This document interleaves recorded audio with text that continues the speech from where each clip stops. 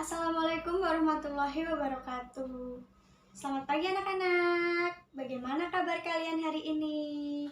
Alhamdulillah, semoga dalam keadaan sehat selalu. Apakah ada yang tidak masuk? Baik, nihil semua ya. Oke anak-anak, sebelum kita memulai pembelajaran, alangkah baiknya kita berdoa terlebih dahulu, memohon kemudahan dalam belajar. Silahkan untuk ketua kelas memimpin teman-temannya berdoa. Amin. Nah anak-anak, sekarang ibu minta kalian cek di samping kanan dan kiri serta di bawah kursi dan di laci meja apakah masih ada sampah yang berserakan. Nah jika masih ada, ibu minta untuk dibuang di luar kelas terlebih dahulu. Nah anak-anak, pada pertemuan kali ini kita akan membahas materi mengenai sistem ekskresi. Nah, apakah ada yang tahu nih apa itu sistem ekskresi? Sistem ekskresi adalah, ayo ada yang tahu? Jadi di dalam tubuh manusia itu ada banyak sekali sistem. Contohnya sistem reproduksi, sistem pernapasan, sistem sekresi, dan satunya sistem ekskresi. Nah, jadi sistem ekskresi adalah pengeluaran zat-zat metabolisme yang sudah tidak dibutuhkan dalam tubuh kita. Lah, kenapa Bu kok tidak dibutuhkan?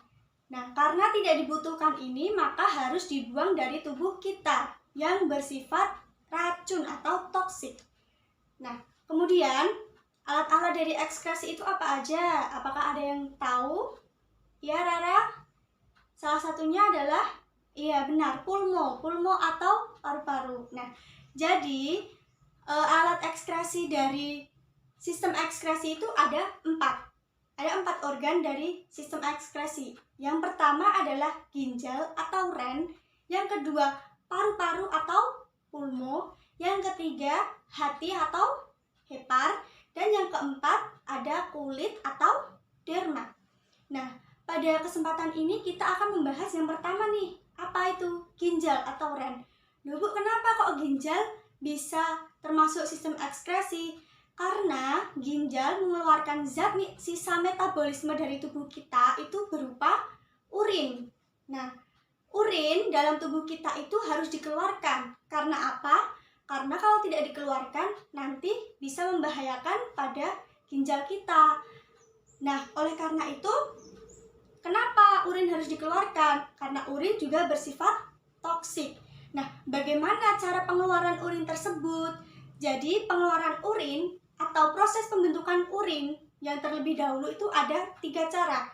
Yang pertama filtrasi, yang kedua reabsorpsi, dan yang ketiga augmentasi. Nah Bu, apa itu artinya dari 3 proses pembentukan urin tersebut? Nah, jadi yang pertama itu filtrasi atau penyaringan zat sisa metabolisme yang masih dibutuhkan dalam tubuh. Jadi dalam proses filtrasi ini terjadi di glomerulus. Nah, glomerulus. Hasilnya apa, Bu? Hasilnya adalah urin primer. Kemudian yang kedua adalah reabsorpsi atau penyaringan kembali zat yang masih berguna. Nah, ini terjadinya di mana? Terjadinya di TKP, tubulus contortus proximal.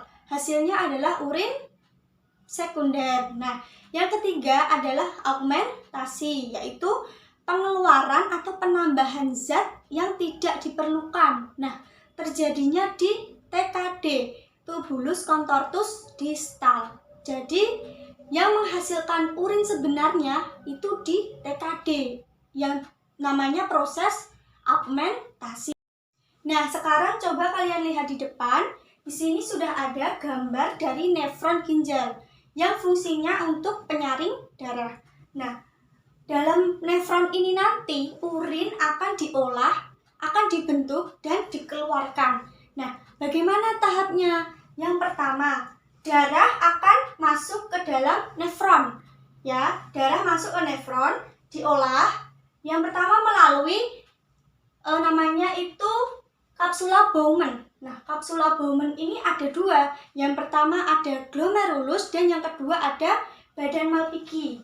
Nah, kemudian di sini terjadi proses yang namanya apa tadi? Iya benar, filtrasi atau penyaringan yang menghasilkan urin primer. Lalu urin primer ini akan dibawa menuju ke TKP. Ya, ke TKP. Dalam TKP ini, urin diolah lagi nih. Urin primer tadi diolah lagi melalui proses reabsorpsi. Nah, kemudian menghasilkan apa? Urin sekunder. Oke. Kemudian urin sekunder diolah lagi melalui apa yang namanya Iya, benar, lekung Henle atau tubulus Henle.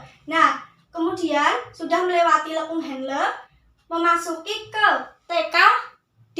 Ya, TKD, tubulus contortus distal, yang menghasilkan urin sesungguhnya. Nah, kemudian naik lagi melalui tubulus collectivus. Kemudian tubulus collectivus melalui ureter. Kemudian urin yang sudah terbentuk tadi kemudian masuk ke ureter. Dalam ureter tersebut akan memasuki ke kandung kemih. Tujuannya apa? Urin akan disimpan dalam kandung kemih. Kemudian ketika kalian kerasa ingin pipis atau buang air kecil, itu urin akan keluar melalui uretra. Nah, Mas Rio, sekarang Ibu mau tanya, kenapa jika musim hujan atau dingin hawanya itu ingin bolak-balik ke kamar mandi terus atau beser gitu? Ya, karena sebenarnya itu dipacu oleh ADH. Apa Bu itu ADH? ADH adalah antidiuretika hormon.